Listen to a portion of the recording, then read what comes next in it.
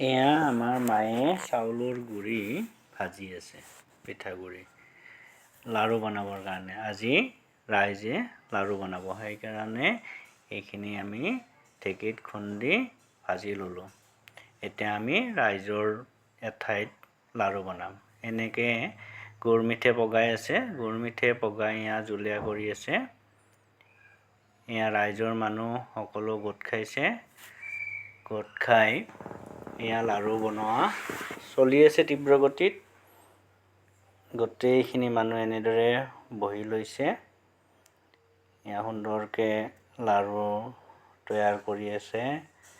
গাঁৱৰ প্ৰত্যেক ঘৰৰে অতি কমেও এজন সদস্য আহি এনেদৰে লগ হৈ লাড়ু বনায়। তো খুব পুৰণি পৰম্পৰা। ইয়াৰ লগতে এইবাৰ খানাৰো আয়োজন কৰা হৈছে। এয়া খানা এফালে বনাই আছে, এফালে লাড়ু বনাই আছে।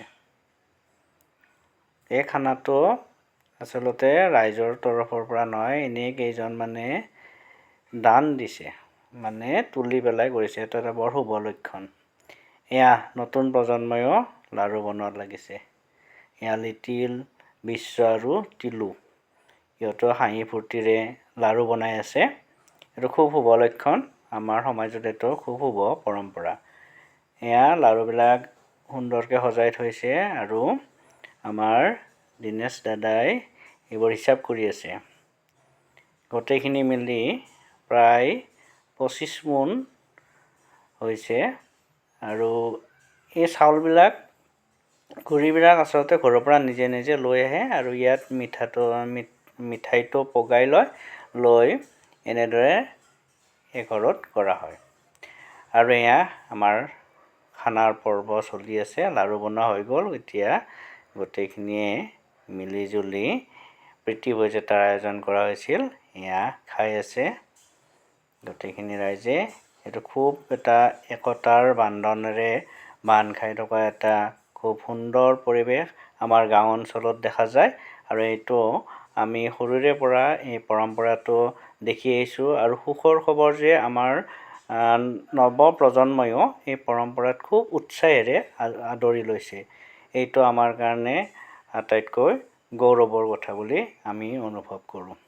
আমি ভাবোঁ এনেকুৱাকৈ প্ৰত্যেকখন ৰাইজৰে, প্ৰত্যেকখন গাঁৱতে এনেকুৱা ধৰণে হয়তো কিছু নিয়ম কানুন অলপ ইফাল সিফাল হ'ব পাৰে, কিন্তু গাঁও অঞ্চলত এই যিটো পৰম্পৰা, এই পৰম্পৰাই আচলতে একতা আৰু ভাতৃত্ববোধৰ পৰিচয় দিয়ে।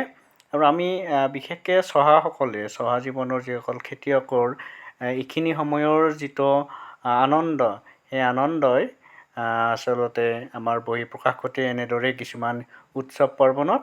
এয়াই ভোগালী বিহুৰ উৎসৱতে এনেকুৱা ধৰণৰেই আচলতে বহিঃপ্ৰকাশ ঘটিছে।